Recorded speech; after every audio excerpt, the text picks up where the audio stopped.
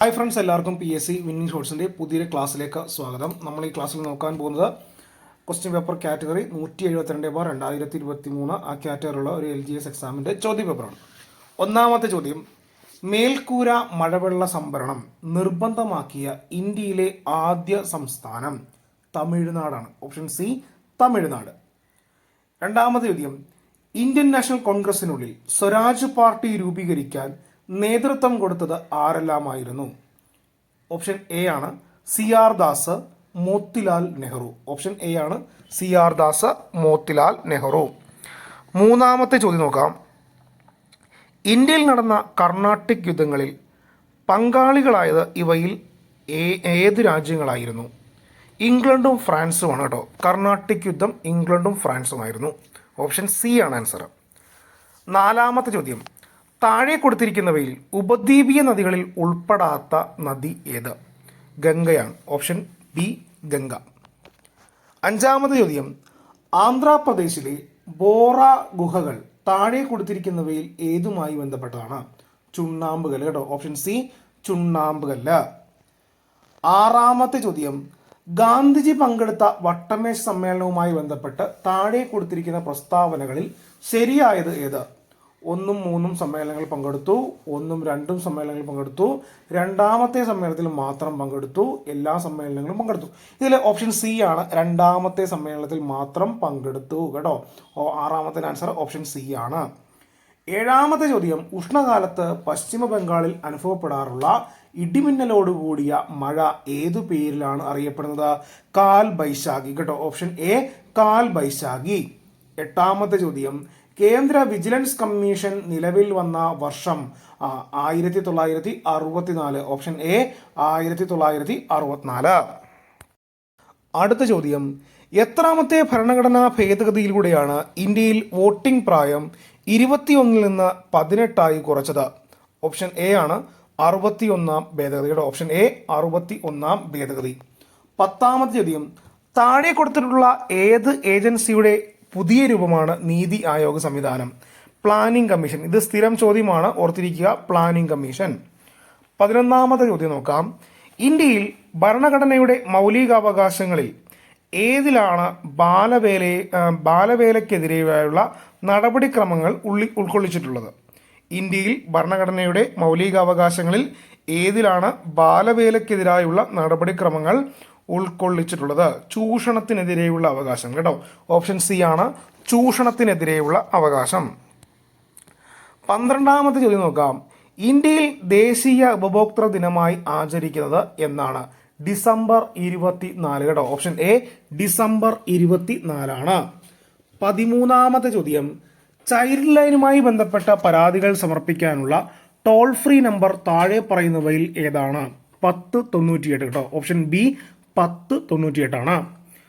14ാമത്തെ ചോദ്യം: ഇന്ത്യൻ ദേശീയ പ്രസ്ഥാനത്തിന്റെ നഴ്സറി എന്ന് വിശേഷിപ്പിച്ചിരുന്ന ഏത് പ്രദേശത്തെയായിരുന്നു?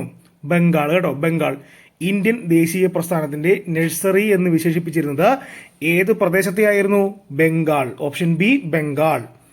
15ാമത്തെ ചോദ്യം: കേരളത്തിലെ കുടുംബശ്രീ യൂണിറ്റുകൾ താഴെ പറയുന്നവയിൽ ഏത് സ്ഥാപനവുമായി ബന്ധപ്പെട്ടതാണ്? മൈക്രോ ഫിനാൻസ് സ്ഥാപനം കേട്ടോ. മൈക്രോ ഫിനാൻസ് സ്ഥാപനം. ഓപ്ഷൻ സി ആണ് ആൻസർ. 16ാമത്തെ ചോദ്യം: വയനാട് ജില്ലയിൽ നിന്ന് ഉത്ഭവിച്ച കർണാടകത്തിലേക്ക് ഒഴുകുന്ന നദിയാണ് കബനി. ബേപ്പൂർ പുഴ എന്ന് അറിയപ്പെടുന്നത് വളപട്ടണം പുഴയാണ്. പമ്പ നദി ബാരിസ് എന്നാണ് പ്രാചീന കാലത്ത് അറിയപ്പെട്ടത്. മുകളിൽ പറഞ്ഞ പ്രസ്താവനകളിൽ ഏതാണ് ശരി? 1, 3 ശരിയാണ് കേട്ടോ. 1, 3 ശരിയാണ്. ബേപ്പൂർ പുഴ എന്നുള്ളതൊക്കെ ചാലിയാറാണ് കേട്ടോ. ബേപ്പൂർ പുഴ. ഓക്കെ, 1, 3 ശരി. രണ്ടാമത്തത് തെറ്റാണ്. ഓപ്ഷൻ ബി ആണ് ആൻസർ. 17ാമത്തെ ചോദ്യം നോക്കാം: താഴെ പറയുന്ന പ്രസ്താവനകളിൽ ശരിയല്ലാത്തത് ഏത്? കരിമ്പുഴ വന്യജീവി സങ്കേതം മലപ്പുറം, ഷെന്തുരുണി വന്യജീവി സങ്കേതം പത്തനംതിട്ട, ചൂലന്നൂർ പക്ഷി സങ്കേതം പാലക്കാട്, ആറളം വന്യജീവി സങ്കേതം കോഴിക്കോട്. ഇതിൽ ശരിയല്ലാത്തത് ഏതാണ് ചോദിച്ചേക്കുന്നത്? 2ഉം 4ഉമാണ്. ശെന്തുരുണി വന്യജീവി സങ്കേതം പത്തനംതിട്ട എന്നുള്ളതും 4 ആറളം വന്യജീവി സങ്കേതം എന്നുള്ളതും തെറ്റാണ്. ആറളം കണ്ണൂരും ശെന്തുരുണി കൊല്ലത്തുമാണ് കേട്ടോ. അപ്പോൾ തെറ്റായതാണ് ചോദിച്ചേക്കുന്നത്. 2ഉം 4ഉമാണ്. ഓപ്ഷൻ സി ആണ് ആൻസർ. 18ാമത്തെ ചോദ്യം നോക്കാം: കേരളത്തിലെ ആദ്യത്തേതും വലുതുമായ ദേശീയോദ്യാനം silent Valley. Silent Valley buffer സോണായി പ്രഖ്യാപിച്ച വർഷം 2007. ലോക പൈതൃക പട്ടികയിൽ ഉൾപ്പെടുന്ന കേരളത്തിലെ ദേശീയോദ്യാനമാണ് സൈലന്റ് വാലി. മുകളിൽ പറഞ്ഞ പ്രസ്താവനകളിൽ ഏതാണ് ശരി? 2ഉം 3ഉമാണ് കേട്ടോ. 2ഉം 3ഉമാണ്. ഒന്നാമത് തെറ്റാണ് കേട്ടോ. 2ഉം 3ഉമാണ്. ഓപ്ഷൻ എ ആണ് ആൻസർ. 19ാമത്തെ ചോദ്യം. 1956 കേരള ഫിഷറീസ് വകുപ്പ് സ്ഥാപിതമായി. ഇന്ത്യയിൽ ആദ്യമായി ട്രോളിംഗ് നിരോധനം ഏർപ്പെടുത്തിയ സംസ്ഥാനമാണ് കേരളം. കേരളത്തിൽ തീരപ്രദേശം ഇല്ലാത്ത ജില്ലകൾ പാലക്കാട്, പത്തനംതിട്ട, വയനാട്, ഇടുക്കി. കേരളത്തിലെ ഏറ്റവും വലിയ മത്സ്യബന്ധന തുറമുഖം തിരുവനന്തപുരം ജില്ലയിലെ നീണ്ടകരയാണ്. മുകളിൽ പറഞ്ഞ പ്രസ്താവനകളിൽ ഏതാണ് തെറ്റ്? 4 മാത്രമാണ് കേട്ടോ. 4 മാത്രം. ഓപ്ഷൻ 4ആണ്. നീണ്ടകര കൊല്ലം ജില്ലയിലാണ് കേട്ടോ. ഓപ്ഷൻ 4ആണ് തെറ്റായിട്ടുള്ളത്. അപ്പോൾ സി ആണ് ആൻസർ. 20ാമത്തെ ചോദ്യം നോക്കാം. 1973 കേരള ഫുട്ബോൾ ടീം ആദ്യമായി സന്തോഷ് ട്രോഫി നേടി. കേരളത്തിൽ നിന്നുള്ള ആദ്യത്തെ രാജീവ് ഗാന്ധി ഖേൽരത്ന അവാർഡ് ജേതാവ് MD വത്സമ്മ. കേരളത്തിൽ നിന്നുള്ള ആദ്യ പത്മശ്രീ കായിക താരവും ഏഷ്യൻ ഗെയിംസിലും സ്വർണ്ണ മെഡൽ നേടിയ ദക്ഷിണേന്ത്യയിൽ നിന്നുള്ള ആദ്യ വനിതയാണ് KM ബീനാമോൾ. മുകളിൽ പറഞ്ഞ പ്രസ്താവനകളിൽ ശരിയായത് ഏത്? 1 മാത്രമാണ് കേട്ടോ. ഓപ്ഷൻ ഡി ആണ് ആൻസർ. 1 മാത്രം. 1973 കേരള ഫുട്ബോൾ ടീം ആദ്യമായി സന്തോഷ് ട്രോഫി നേടി എന്നുള്ളതാണ് ശരിയായിട്ടുള്ള പ്രസ്താവന. 21ാമത്തെ ചോദ്യം. കേരളത്തിൽ ജനസംഖ്യ കുറഞ്ഞ ജില്ല ഇടുക്കി. കേരളത്തിലെ ഗ്രാമപഞ്ചായത്തുകളുടെ എണ്ണം 941ആണ്. കേരളത്തിലെ ബ്ലോക്ക് പഞ്ചായത്തുകളുടെ എണ്ണം 130ആണ്. മുകളിൽ പറഞ്ഞവയിൽ ശരിയായ പ്രസ്താവന ഏത്? 2 മാത്രമേ ഉള്ളൂ. ബാക്കിയെല്ലാം തെറ്റാണ് കേട്ടോ. 2 മാത്രം ശരിയാണ് കേട്ടോ. ഓപ്ഷൻ ബി ആണ് ആൻസർ. 22ാമത്തെ ചോദ്യം.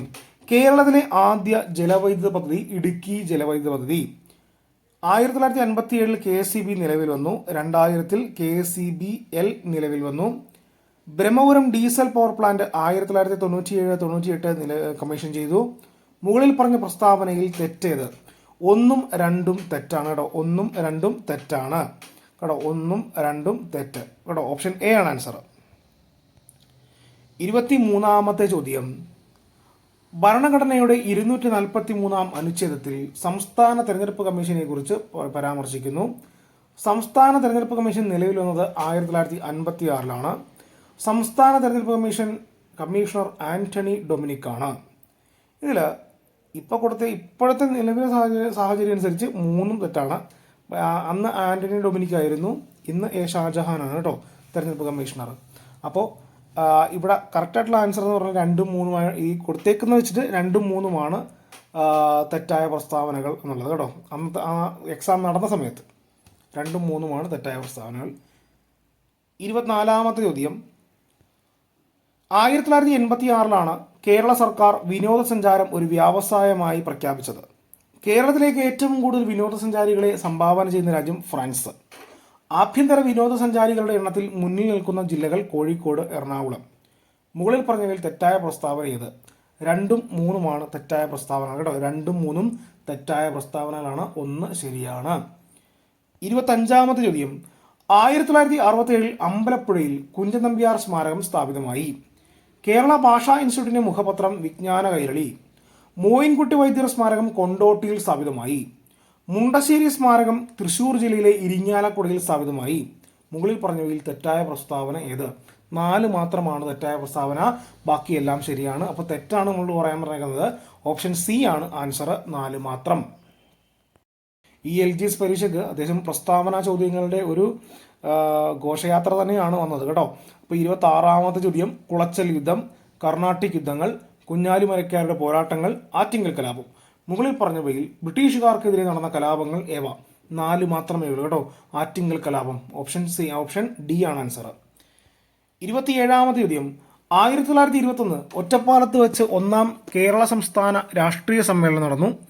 തിരുവിതാംകൂർ, കൊച്ചി, മലബാർ പ്രദേശങ്ങളിൽ ഉൾപ്പെടുത്തി കേരള പ്രദേശ് കോൺഗ്രസ് കമ്മിറ്റി നിലവിൽ വന്നു. അഗസ്തീശ്വരം, കാസർഗോഡ്, ഹോസ്ദുർഗ് താലൂക്കുകൾ കേരളത്തോട് കൂട്ടിച്ചേർത്തു. മുകളിൽ പറഞ്ഞവയിൽ ശരിയായ പ്രസ്താവന ഏത്? 1ഉം 2ഉമാണ് ശരിയായ പ്രസ്താവനകൾ കേട്ടോ. 1ഉം 2ഉമാണ് ശരിയായ പ്രസ്താവനകൾ. ഓപ്ഷൻ ബി ആണ് ആൻസർ. 28ാമത്തെ ചോദ്യം. ശ്രീനാരായണ ഗുരു 2ാം ബുധനെന്ന് അറിയപ്പെട്ടു. ശ്രീനാരായണ ഗുരു സ്ഥാപിച്ചാണ് ആത്മവിദ്യാ സംഘം. 1909 ഗുരു ശിവഗിരിയിൽ ശാരദാമഠം സ്ഥാപിച്ചു. മുകളിൽ പറഞ്ഞവയിൽ തെറ്റായ പ്രസ്താവന ഏത്? രണ്ട് മാത്രമാണ് കേട്ടോ, രണ്ട് മാത്രം തെറ്റായ പ്രസ്താവനയാണ്, രണ്ട് മാത്രം. ഓപ്ഷൻ ബി ആണ് ആൻസർ. 29ാമത്തെ ചോദ്യം നോക്കാം. കേരളത്തിലെ മാഗ്ന കാർട്ട എന്ന് വിശേഷിപ്പിക്കപ്പെടുന്ന സംഭവം ഏത്?